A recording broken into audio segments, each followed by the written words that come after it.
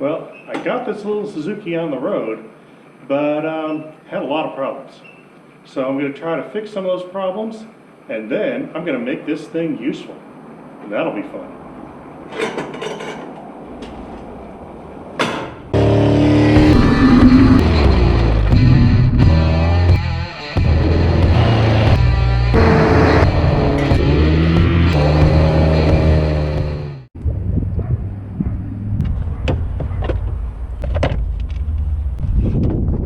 So I'm going to jack it back up, put in gear, let the wheels spin, see if that cable turns.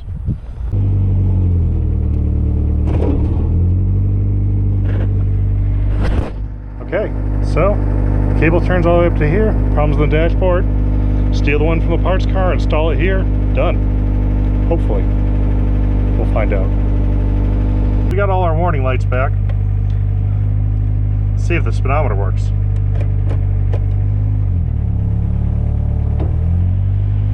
And there she goes. So it's time to button it up, and that one's fixed. On to the next problem. I'm going to try to see if I can figure out why it was all over the road. I got sort of an idea. When it went up on the ramps, the tires pushed the ramps to the side. So I have a feeling they're pointing in two different directions.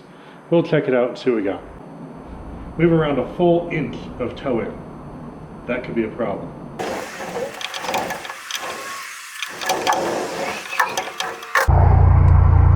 Temperature gauge seems to be working. Fuel gauge looks like it's working. I think I got a full dashboard.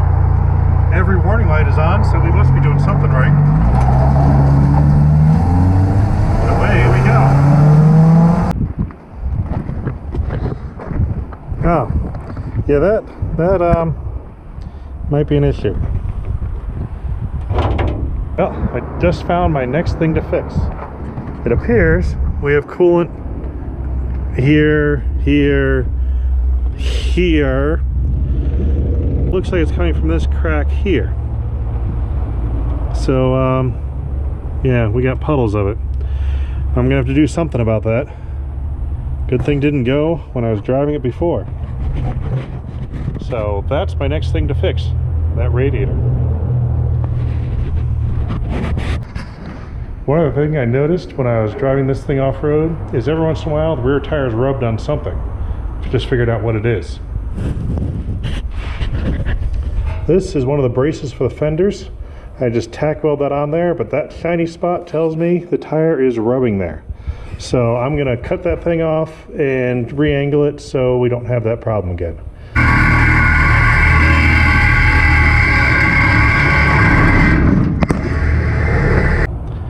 There's where the tire was rubbing on the fender supports. They were like this.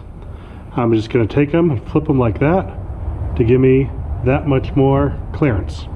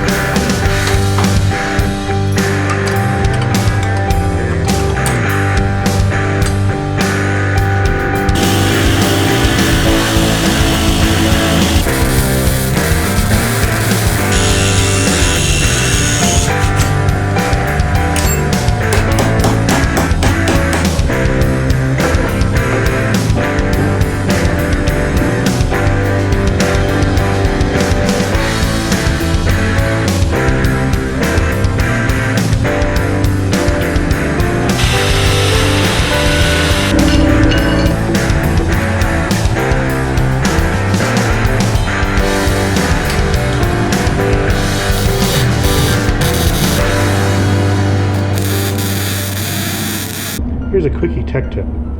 When you're fabricating something and you're worried about the thickness of your metal, you have to think about the forces inside the part and where the stress is going to be. In this case, the stress is going to be on the two edges because the hole is pretty near the corner. My metal isn't as thick as most tow bar brackets are, but it's plenty strong on the areas where it has lots of material. Those areas are the ones I worry about. So what I'm going to do is just weld in a couple washers. Pop a bolt through, put some washers on it, weld those in place, and that gives you extra thickness right in the area where you have high stresses, and you don't have to worry about adding weight by making a big piece of metal. And that's a handy trick. It keeps it from being too heavy and still strong. Just gotta pay attention where the forces are. So you may be wondering, what in the heck is he building now? This isn't for the car, it's for you guys. Making a camera mount.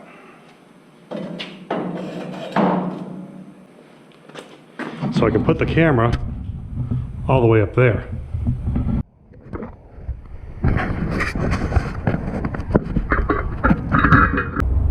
I'm pretty happy with the way this front end turned out. It's functional, I think it looks a little bit better, and it's definitely sturdy. So now let's try to make this little thing useful. One thing I think it might be good for is hunting firewood. Now in some parts of the country, firewood is so common it's like it grows on trees. But here in the desert, it's a little trickier. We have to hunt for it.